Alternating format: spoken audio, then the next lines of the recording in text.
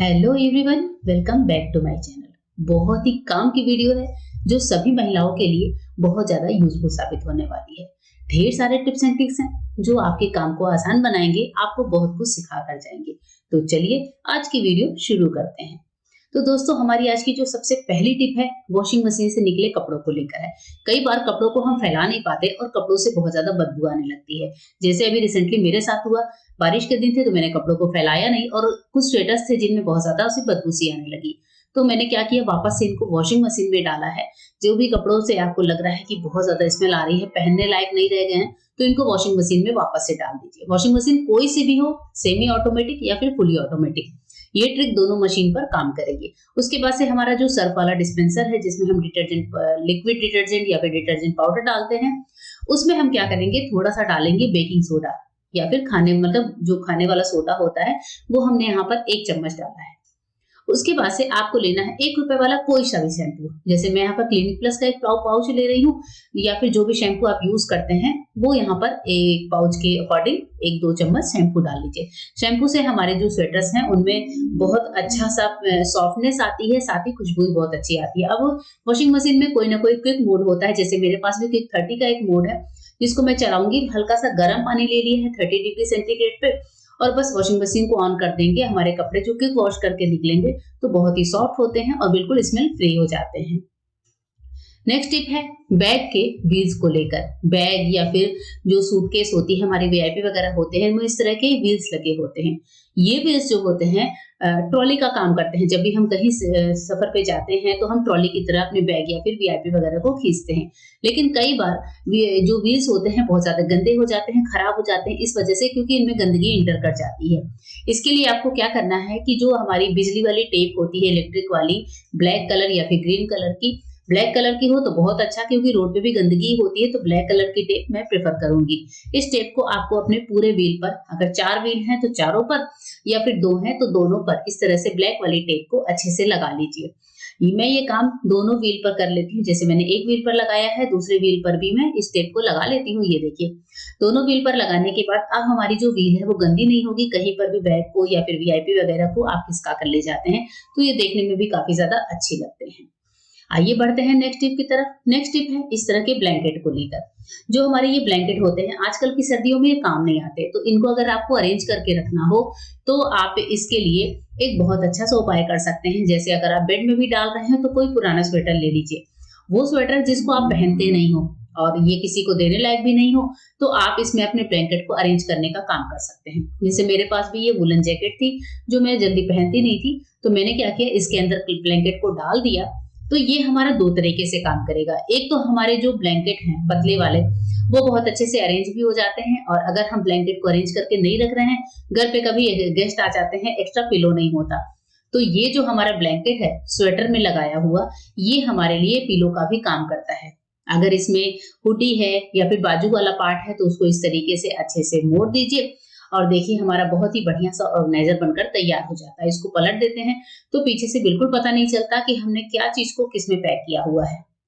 आप इसे पिलो की तरह यूज कर लीजिए, घर में इसको अरेंज करके रख लीजिए, बेड बॉक्स में डाल दीजिए या फिर बेड के सिरहाने वाले हिस्से पे डाल दीजिए, तो ब्लैंकेट भी इस तरह से जो है कवर्ड रहेगी और ब्लैंकेट गंदी भी नहीं होती है। गर्मियों में इस तरह के ब्लैंकेट हम खूब यूज करते हैं एसी वगैरह में, लेकिन सर्दियों में जब इसका काम ना हो तो इसे आप ऐसे अरेंज करके रख सकते हैं।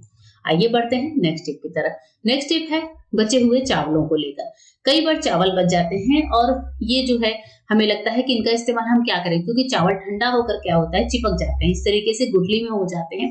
तो इन चावलों को फेंकने की बजाय आप इसको बिल्कुल नया कैसे बना सकते हैं, बिल्कुल फ्रेश बना सकते हैं, चलिए देखते हैं। इसके लिए आपको चावल में थोड़ा सा पानी डालना है। जैसे ये पर चावल थोड़ा ही है तो मैंने थोड़ा पानी डाला है, ज्यादा है तो आप आधा गिलास पानी डाल सकते हैं। उसके बाद से पानी के साथ चावल को अच्छे से मिलाएंगे। प्रेशर कुकर का ढक्कन लगाकर इसको हम मीडियम फ्लेम या फिर जो है हल्के से हाई फ्लेम पे रख देंगे, जिससे इसमें 1 सीटी आ जाए। जैसे ही 1 सीटी आए, प्रेशर बन जाए, आप गैस को बंद कर दीजिए। प्रेशर निकलने के बाद आप प्रेशर कुकर को खोलिए। आप खुद हैरान रह जाएंगे कि चावल जो है बिल्कुल फ्रेश हो जाते हैं। इन चावलों को निकाल कर आप दाल के साथ, सब्जी के साथ आराम से एंजॉय कर सकते हैं, या फिर चावल को आपको फ्राई करके खाना है तो भी आपका काम आसान हो जाता है। ये देखिए चावल से ऐसी गर्मा गर्म भाप उड़ रही है जैसे चावल बिल्कुल नए हों। नेक्स्ट टिप है हमारी इस तरह के स्टील के डब्बों को लेकर। ये जो हमारे थोड़े बड़े साइज के स्टील के डब्बे होते हैं, घर में राशन रखने के तो काम आते ही हैं, लेकिन अगर आपके पास स्टील का खाली डिब्बा पड़ा है, तो ये भी बहुत ज़्यादा यूज़फुल साबित हो सकता है, स्पेशली सर्दियों के दिनों में। कैसे? ये मैं आगे आपको वीडियो में बताऊँगी। इस तरह का स्टील का खाली डिब्बा हो, उसको बिल्कुल भी ऐसे कहीं अंदर मत डालिएगा, ये आपके डेली काम आ सकता है।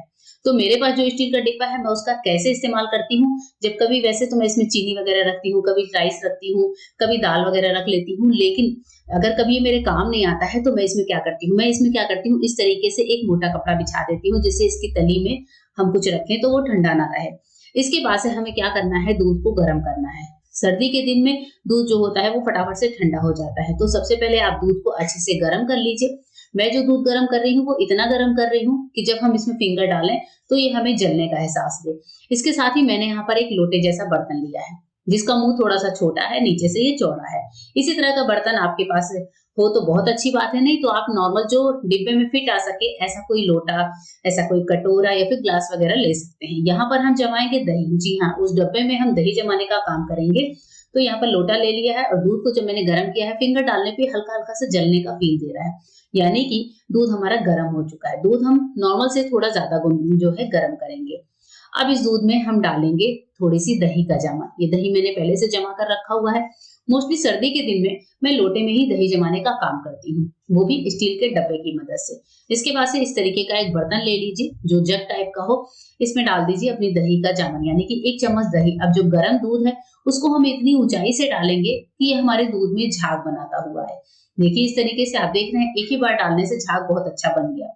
अब ये काम 5 से 7 बार आपको करना है कि आपको इस तरीके से 2 बर्तन की मदद से दूध में झाग उठने तक इसको जो है उलट-पुलट करते रहना है। जैसे आपने देखा होगा किसी-किसी जगह पर मद्रासी कॉफी बनाते हैं, मद्रासी चाय बनाते हैं, वैसे ही हमें यहाँ पर दूध में ये काम करना है। इस तरीके से क्या होगा कि हमारी जो दही जमेगी उसमें बिल्कुल भी पानी नहीं होगा। झाग की वजह से दूध जो है, जो दही जमेगी वो बिल्कुल ही गाढ़ी जमती है। तो सर्दी के दिन में मैं इस टिप्स को जरूर अपनाती हूँ कि दही जमाने से पहले मैं इस तरह से लोटों को, दूध का लोटा जो होता है उलट पुलट कर लेती हूँ। और लास्ट का जो झाग बनता है उसको बिल्कुल भी मत फेंकिए, जो झाग है उसको इसी दूध के ऊपर ले लीजिए। इस झाग से ही हमारी जो दही है बहुत ज्यादा गाढ़ी बनती है। अब जैसे हमने लोटे में ले लिया दूध और दही का मिक्सचर, उसके बाद से इस जो दुपट्टा मैंने बिछाया है उस दुपट्टे के ऊपर अपने गर्म दूध का जो लोटा है वो रख दिया है, प्लेट से इसको ढक दिया है। अब इसके बाद से हमें करना क्या है, हमें ना ही कोई शॉल चाहिए, ना ही कोई कंबल चाहिए। इवन मैं एक छोटी सी चीज लेती हूँ जो कि होती है कैप, जो हम लोग सर्दियों में लगाते हैं। एक वूलन कैप ले लीजिए, थोड़ा साफ रख लीजिए और कैप से ही अपने लोटे को अच्छे से कवर कर दीजिए। सिर्फ एक दुपट्टा और एक कैप और हमारा ये स्टील का डिब्बा, आप देखेंगे कि इतनी शानदार दही जमती है दोस्तों कि आपको खुद यकीन नहीं होगा कि आपने स्टील के डब्बे में रखकर ये दही जमाई है। तो देखिए यहाँ पर मैं आपको थोड़ा सा कैमरा ऊंचा करके भी दिखा देती हूँ कि जो कैप है उससे मैंने लोटे को अच्छी तरीके से कवर कर लिया है। अब हम लगाएंगे ढक्कन। अब इस डब्बे को रखना कहाँ है, इस डब्बे को रखने के लिए आप ऐसी जगह का चुनाव करें जैसे इस तरह की बंद कैबिनेट होती है, हमारे किचन में होती है, कोई कबर्ड होती है, या फिर कोई भी ऐसा दरवाजा, मतलब अलमारी जिसमें दरवाजा लगा हो। तो डब्बे को रखकर मैंने दरवाजा लगा दिया। इसको हम 4 से 5 घंटे के लिए छोड़ देते हैं या फिर रात भर के लिए। आप देखेंगे कि जब आप डब्बे को निकालेंगे, लोटे को निकालेंगे, तो इतनी बढ़िया दही आपको मिलेगी। ये देखिए कितनी गाढ़ी थक्केदार दही जमी है। तो ऐसे डब्बों की मदद से भी हम अपने घर में दही जमा सकते हैं। तो स्टील के डब्बे को फालतू ना समझे, बल्कि उसे यूजफुल समझकर उसका इस्तेमाल करते रहें।